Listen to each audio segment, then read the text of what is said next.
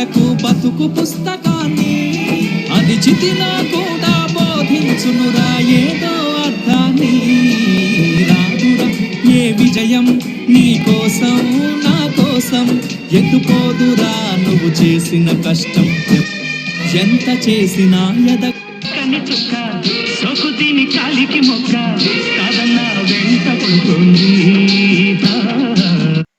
ఎవరి చక్కని వాడు ఎంతకు చిక్కని వాడు ఎప్పటికి దారి కట్టాడు. ఎవరి చక్కని చుక్క సొకు దీని కాలికి మొక్క కాదన్నా వెంట పడుతుంది.